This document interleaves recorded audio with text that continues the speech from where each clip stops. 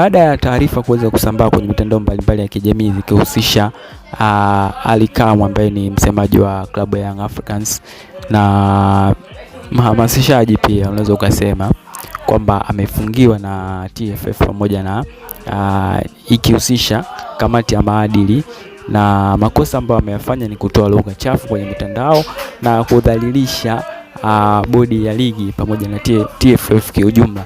Amezungumza kupitia Sports Arena ya Wasafi FM na mambo mengi ameyazungumza, na kitu ambacho amekizungumza na kimeshangaza watu wengi ni kwamba amekanusha taarifa hizo kwamba si za kweli na ni tetesi, na yeye mwenyewe amezisikia kama ambavyo nyinyi mmezisikia kwenye mitandao, kwa sababu hakuna uthibitisho wowote ambao umetoka TFF kwenda Yanga au kwenda kwake mwenye binafsi kwamba amehukumiwa kifungo hicho cha miaka 2.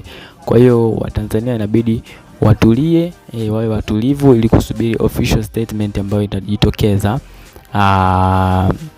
hivi karibuni, kama itajitokeza, kwa sababu maamuzi bado hayajachukuliwa. Bado swala lake lipo katika kamati ya maadili. Lakini jambo lingine kubwa ambalo limesikitisha watu wengi ni kwamba anasema mama yake aliweza kupata mshtuko mkubwa pale ambapo alipokea hizo taarifa za yeye kufungiwa na TFF pamoja na bodi ya ligi. Kwa hiyo walilazimika kukesha hospitalini ili kuweza kuokoa maisha ya mama yake. Kwa hiyo mama yake alianguka pressure na kukimbizwa hospitalini, na kitu ambacho pia kimeumiza watu wengi sana.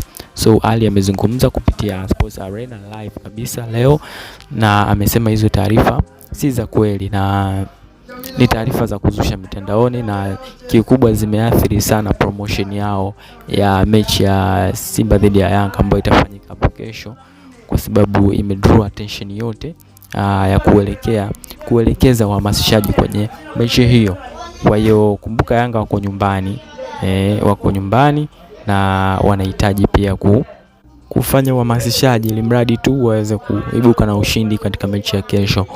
Kwa hiyo ameiomba pia mamlaka za mawasiliano Tanzania TCRA kuweza kushughulikia uvunjwaji wa sheria za kimitandao, kwa sababu taarifa kama hii imeleta mshtuko mkubwa sana. So hicho ndicho alichokizungumza Ally Shabani Kamwe kupitia Sports Arena. Una mtazamo gani kwenye sehemu ya comment? Ini NTV.